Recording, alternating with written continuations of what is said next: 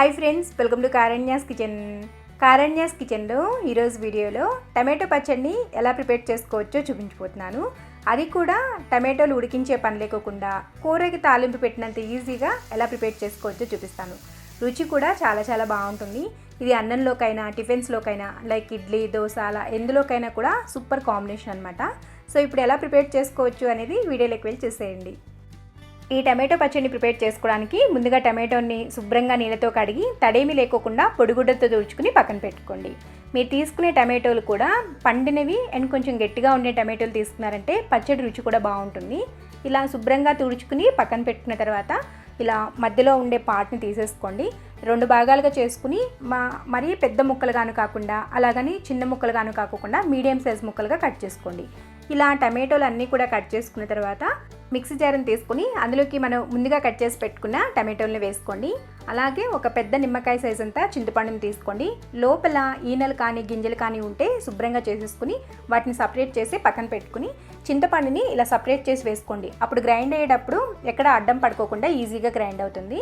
అలాగే ఒక 10 నుంచి 15 వరకు వెల్లుల్లి రెమ్మలు తొక్క తీయాల్సిన అవసరం ఏం లేదు, జస్ట్ అలా డైరెక్ట్గా వేసుకుంటే సరిపోతుంది. 4 టేబుల్ స్పూన్ల వరకు కారం వేసుకోండి. ఇది మనకి కూర కారం కాదనమాట, మామూలు పచ్చళ్ళలో వేసుకునే కారమే. అలాగే 1.5 నుంచి 2 టేబుల్ స్పూన్ల వరకు ఉప్పు కూడా వేసుకోండి. నార్మల్ సాల్టే వేస్తున్నాను, మీరు కావాలంటే కల్లుప్పు కూడా వేసుకోవచ్చు. ఇప్పుడు దీన్ని పల్స్ మోడ్లో 2-3 పల్స్లు ఇచ్చి మధ్య మధ్యలో కలుపుకుంటూ గ్రైండ్ చేసుకోండి. కచ్చపచ్చగా గ్రైండ్ చేసుకోవాలి. నేను వీడియోలో చూపిస్తున్నాను చూడండి, ఈ విధంగా టమాటో ముక్కలు అలాగే వెల్లుల్లి అవన్నీ కూడా కొంచెం అలా తగిలేటట్లు గ్రైండ్ చేసుకోండి. నెక్స్ట్ ఇది పక్కన పెట్టేసుకొని స్టవ్ మీద ఒక కడాయిని పెట్టుకోండి. అందులోకి ఒక 1/2 కప్పు వరకు నూనె తీసుకోండి. సుమారుగా ఒక 150 గ్రాముల వరకు ఉంటుంది. పచ్చడి కాబట్టి నిలువ ఉండాలి కాబట్టి కాస్త నూనె ఎక్కువే పడుతుంది. నూనె ఇలా కాస్త వేడైన తర్వాత ఫ్లేమ్ని సిమ్లో పెట్టుకుని ఇందులోకి 1 స్పూన్ వరకు ఆవాలు, 1 స్పూన్ వరకు చాయమినపప్పు, ఒక 2 స్పూన్ల వరకు పచ్చనపప్పు వేసుకోండి. ఇందులో నేను జీలకర్ర వేయట్లేదు, మీకు నచ్చితే కొంచెం 1 స్పూన్ వరకు జీలకర్ర కూడా వేసుకోవచ్చు. అలాగే ఒక 10 వరకు వెల్లుల్లి రెమ్మల్ని లైట్గా దంచి వేసుకోండి. ఆ ఫ్లేవర్ కూడా దిగి చాలా బాగుంటుంది అనమాట పచ్చడి. ఒక 4 నుంచి 5 వరకు ఎండుమిర్చిని వేసి ఫ్లేమ్ని లో టు మీడియం అడ్జస్ట్ చేసుకుంటూ ఇలా మధ్య మధ్యలో కలుపుకుంటూ తాలింపు అనేది మంచి గోల్డెన్ కలర్ వచ్చేంత వరకు ఫ్రై చేసుకోవాలి.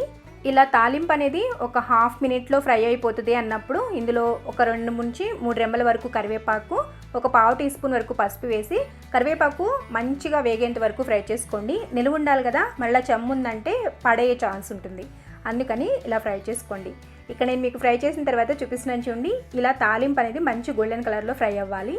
ఇప్పుడు ఇందులో మనం ముందుగా రెడీ చేసి పెట్టుకున్న పచ్చడి పేస్ట్ ఉంది కదా, అది మొత్తం కూడా వేసుకుని ఫ్లేమ్ని లోలో పెట్టుకుని మధ్య మధ్యలో కలుపుకుంటూ ఇదంతా కూడా బాగా దగ్గరకు వచ్చి నూనె పైకి తేలేంత వరకు ఉడికించుకోవాలి.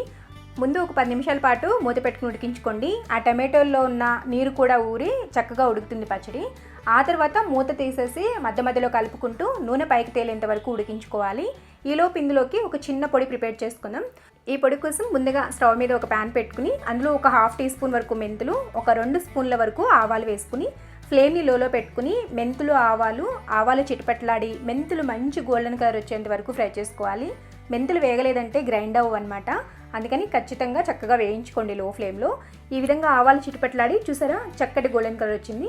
స్టవ్ ఆఫ్ చేసుకుని వీటిని ఒక మిక్సీ జార్లో వేసేసుకుని పూర్తిగా చల్లారిన తర్వాత మెత్తగా గ్రైండ్ చేసుకోండి.